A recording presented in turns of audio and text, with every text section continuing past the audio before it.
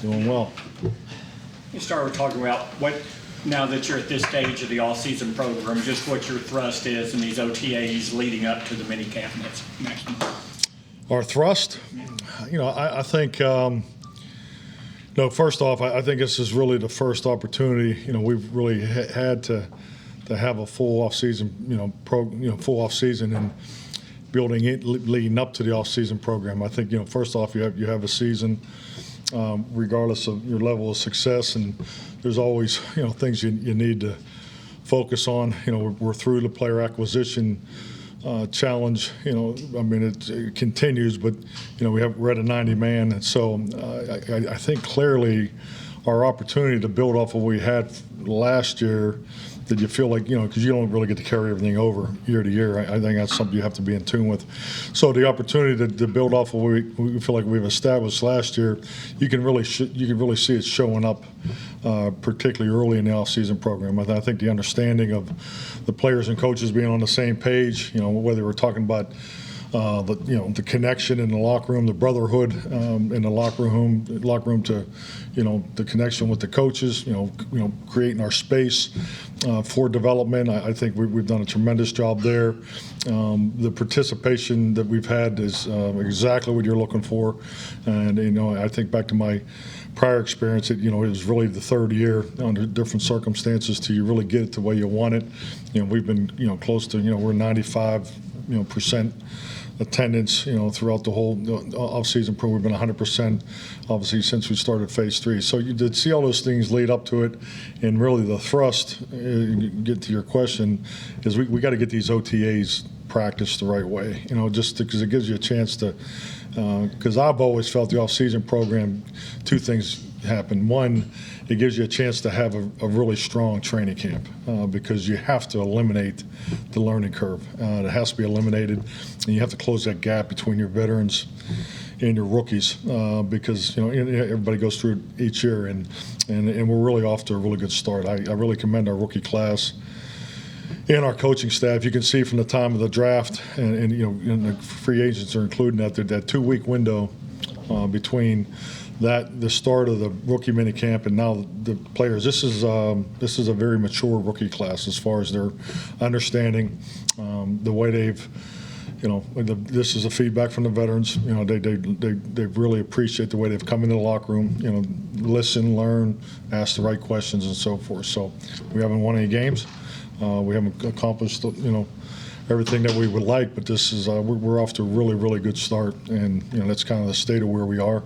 But the goal is to get these eight installs, get them repped so that every player knows exactly what's expected of him schematically, what his role is going to be, the jobs that he's competing against, and gives us a chance to line them up because, for all you that have been here forever, you just don't get as much time.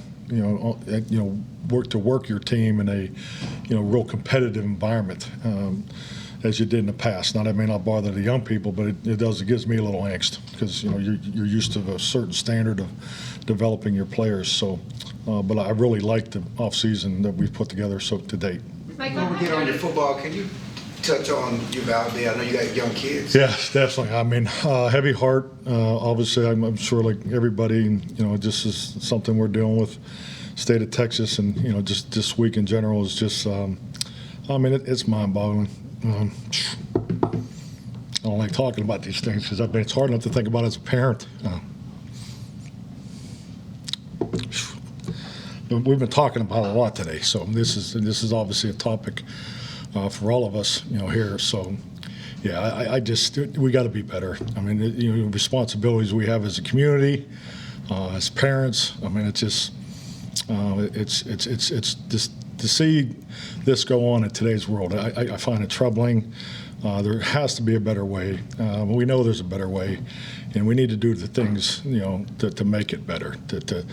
To not to protect the future of our communities. It's just it's tragic, and it makes me sick, like I'm sure it does everybody. Is this more frustrating for you to process and deal with the older you get because you've seen so little progress in this area, or really going back? Definitely. And I'm Irish, and we cry like hell the older you get. I mean, that doesn't help. But no, it's terrible. And I didn't mean to make humor of it, but I'm really just trying to get myself together here. It's. I mean, I can't even fathom what something like that happened in today. We're so much better than that, and so I'm sorry. You discuss this with your family at all? Is that something, or is it, again, it's such a raw subject? I mean, we talk about it at the dinner table, so yeah. I mean, it's I have young children. I have a fourth grader, so it's. Yeah, well, sorry. Good? No. Oh, we're fine. Yeah. On a football note, if it's okay to go back for a minute, you mentioned a couple months ago to us the importance of working with the perimeter group this time of the year because of the type of work you can and can't do. How did you feel that went today, and what are your goals for the perimeter group? Well, I mean, we're working through it. I mean, I like to think that you're always trying to work within the guidelines of what these practices are. But I mean, let's be honest, we went through this last year. You have young players that are really trying to prove themselves. They're bringing a lot of energy. I mean, they're doing everything you ask. But it is our first time on a practice field, so I think we had a handful of plays yesterday that we need to clean up. We addressed those today in the meeting, and we had some pass rushes today that we're watching as a staff before I come in here. So we got to clean that up. But yeah, I think the way we're practicing, and every coaching staff and every football team's going through it because they tweak and adjust the rules and the drills.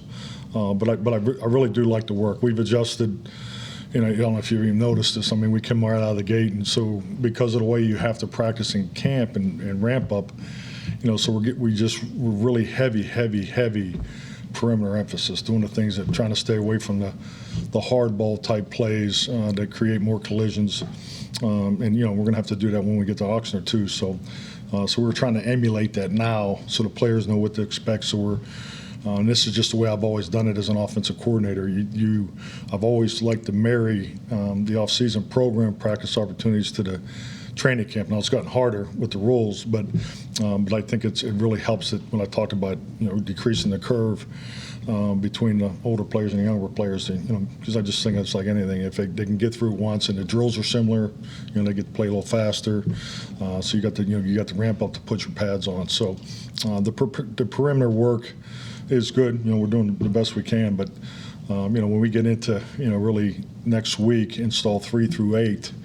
We'll probably do a little more walkthrough teaching tempos there because once again to stay within the rules. You get to camp, you're going to have back-to-back scrimmages. The thought process there. Yeah, definitely. Never done this. It's a bit of a leap for me personally, but I think obviously we're doing it for the right reasons. I think it's an opportunity to work against 2 AFC teams. You're on grass. All those things. I look at all those factors. Always have. It's an opportunity to go up to Denver before, and it's really risk assessment. A lot of it to work certain players in a practice environment as opposed to playing them in a game. So I mean that's the driving force for me, and just talking to the other 2 head coaches who have done this a lot. I did it a lot earlier in my career in the 90s, but we had teams all around. So I know the benefits of it. But it's just like anything. We're going there to work, and both, all 3 organizations, recognize that. So I'm not interested in any of the other stuff that goes with it. So it'll be quality work, and Nathaniel and Brandon, we've had those conversations. But I think it definitely is something different, and I think it's good for you as a team. We talk so much about the connection of our team. We talked about collection of talent.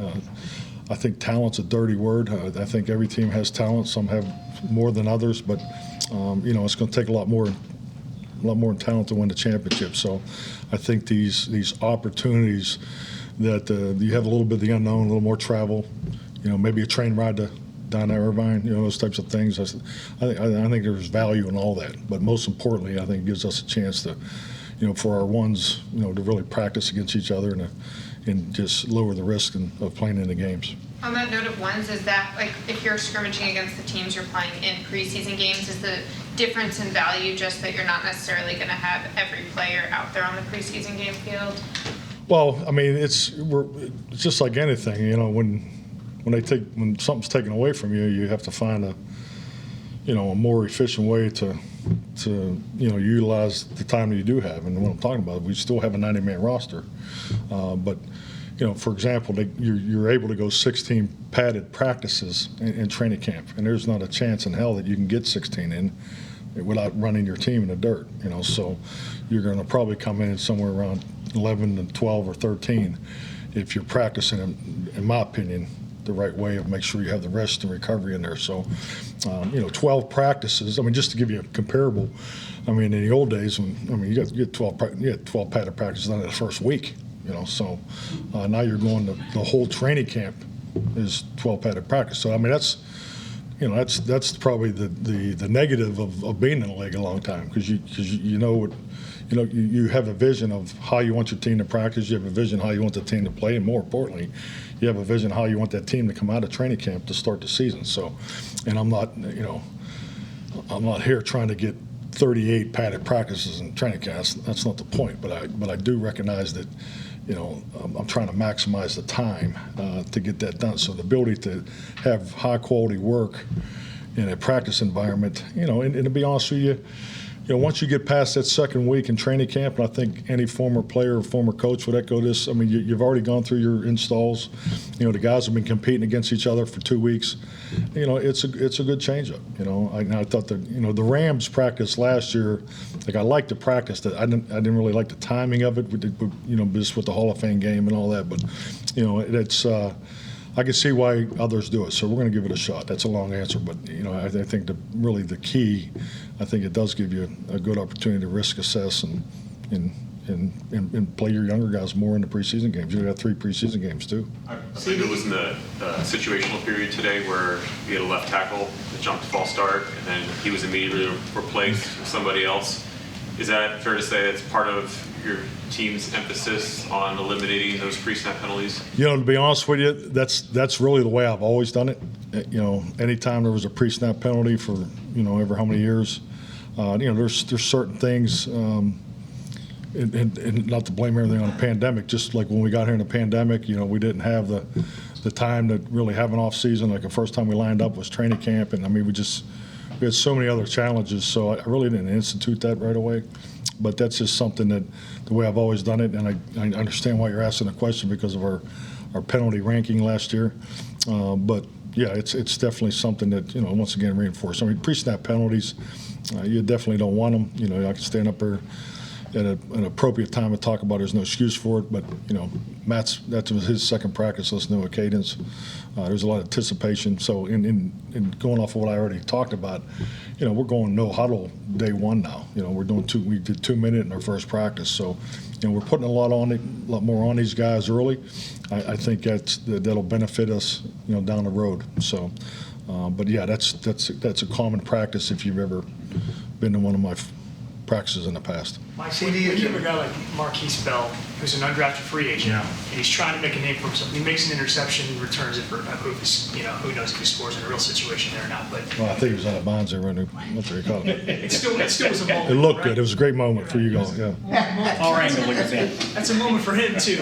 And just how important are those moments to just stand out and do something to try and stand up to the coaching staff? Well, no, I love your question because you're making a great point there, and he's been impressive. I mean, he's jumped out at the rookie camp, so he's was very impressive in the Zoom calls leading up to coming in here. So that to me that's all about young guys just keep stacking success and then when they start making plays like that too, that definitely helps. But Mike, how much can he be a hybrid kind of a guy? Yeah, good point. I mean, that was part of our attraction to him too. I think you've seen what we've done with J.K., and the ability for safeties, to play nickel and dime, and he definitely has that ability, and that was part of the attraction. That was the conversation we had to draft from too when we were talking about him. With James Washington, we saw he was in a boot today. Do you anticipate him doing anything in OTAs or minicamp, or is this a long-term I know he won't work next week, but I can't give you the specifics of that too. It's not of serious nature. I don't think I'm not worried long term. thing? So what about Jalen Tolbert? I'm hopeful he can go next week. Yeah. I know OTAs are voluntary, but any concern about Tyron, who wasn't out there today? No, actually, Tyron was there all day today, and then right before practice, we did, he hit. I think it was his lower back was tightened up, so we just played it smart. Washington tendonitis. I don't have the specific diagnosis. Over. I go there at 4:00, so if you guys are really interested, so I didn't realize we have a. Do we have injury reports? I know it's been a while. I haven't been up here in 4 years or 3 years, so I didn't realize you guys in Dallas are different. I wasn't expecting an injury report for OTAs. So. It seems like just talking to CD, he's embracing the idea of being a number one. He said he gained a half inch and gained 10 pounds of muscle. Do you see that in him? That his word, not mine. but him stepping up and embracing this opportunity to be the number one. He has to.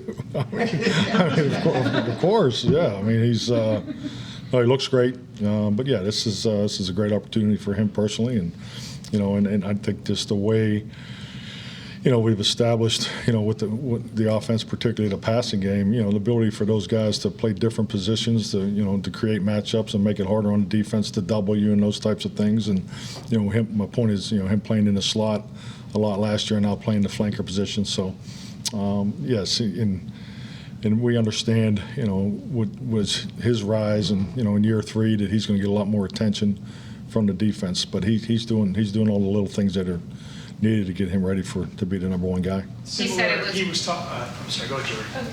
He said it was Dak's request that he move his locker right next to Dak's. How important are those little things to get the chemistry? So important, and just the fact that Dak and the leadership group are even thinking about that thing, I think shows you the where we are in the locker room. So, and to me, the locker room, connection and brotherhood, and that's all part of the fiber of winning a championship. So, and those things are happening, and I think it's great. And if I was CD, I think you definitely just look at your quarterback a little stronger that way too. So I think that shows the connection that is definitely needed, between the receivers and the quarterback, especially Dak and CD. Talking to Dalton, he said that he's really emphasizing this offseason blocking, and I know you've talked about the run game and all that too. What do you do with a tight end like that? How do you focus on them becoming even better in the run game? Well, I mean, I think that's part of the evaluation, topic that I hit on earlier. I mean, we've had a chance to look at it, and it's definitely an area where we feel like we can be better. And I'm not just talking about just the tight ends. I'm talking about blocking the C gap and D gap area. Just the ability to whether capture the contain element, and regardless of what defense they line up in, and you're seeing a lot more 5-man spacing, 5-man line, where defenses are setting edges immediately by alignment. So the stress on the tight end position, or whether it's a back or blocking that C gap area, is something that we need to be better at. And it's been identified, and so I think that just shows you where Dalton's focus is. This is year 3 for Isaac Alarcon. How do you evaluate his development here since he's had been here? I think Isaac has been just a steady arrow going up. I mean, he has improved every single year. I think in every aspect of his game. I think his first year, I think he was just kind of figuring it out. Then going into his second year, he changed his whole body. I mean, if you look at him now, he's in tremendous shape. And Isaac is, it's something that we preach to the rookies, and I use him as an example sometimes where, there's not too many weekends or off days that you'll walk in here and not see Isaac. I don't know if he's in here for the free food, but I'm kidding. But he's here all the time. He's extremely professional. It's really important to him, and I think he's done a tremendous job in developing each and every year. So very proud of Isaac. He has such a different level of background with football than a lot of the guys on the team. How many moments do you have where just the way he sees something or the questions he's asking reminds you as a coach of the way you can teach it? Oh, I think he makes everybody better, around it. And and he has such a great personality where you would never know it, and he's the first year was, definitely, we need probably do a better job communicating, but but with the pandemic and all that, to get through for that to be your first year and so forth. So he's done a tremendous job. But I don't even look at Isaac as the new, a new guy that's trying. I don't view him that way anymore. He's definitely one of the guys now. I mean, he's worked extremely hard to get to this point. Thank you. Thank you. Thanks, Mike.